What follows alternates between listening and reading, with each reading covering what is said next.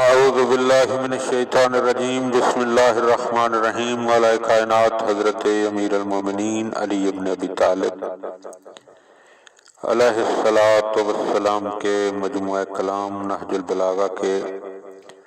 تیسرے باب کا 325 نمبر فرمان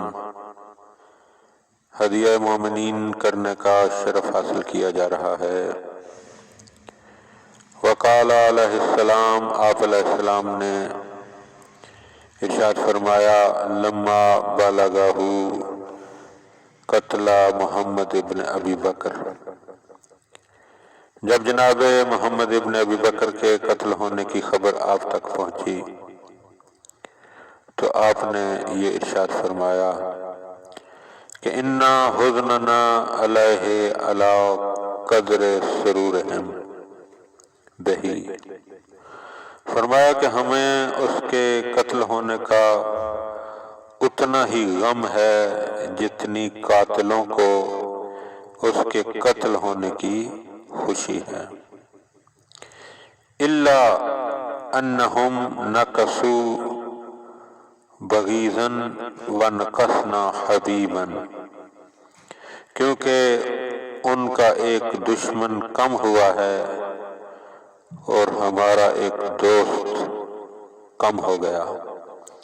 تو ظاہر ہے کہ دشمن کے کم ہونے پر انسان خوش ہوتا ہے اور دوست کے کم ہونے پر انسان غمگین ہوتا ہے۔ یہ محمد ابن ابو بکر حضرت ابو بکر خلیفہ اول کے صاحبزادے ہیں، اور حضرت ابو بکر کے انتقال کے بعد ان کی زوجہ جناب اسما نے مولا علی سے شادی کی، اور یہ ان کی حضرت محمد بن ابو بکر جو تھے یہ جناب اسما کی گود میں تھے۔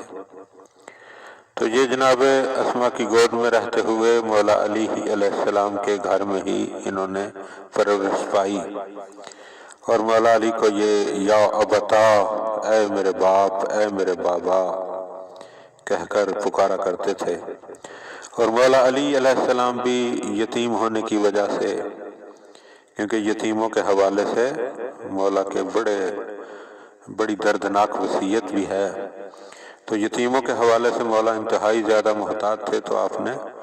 ایک تو بیٹے کی طرح پالا، پھر یتیم سمجھتے ہوئے بھی بہت زیادہ توجہ فرمائی، اور ایسی تربیت کی کہ مولا کو کہنا پڑا کہ یہ صلب ابو بکر میں سے ہیں مگر بیٹے ہمارے ہیں۔ بڑی باعظمت شخصیت ہیں جناب محمد ابن ابی بکر، اللہ ان کے درجات بلند کرے اور ان پر رحمتیں نازل فرمائے۔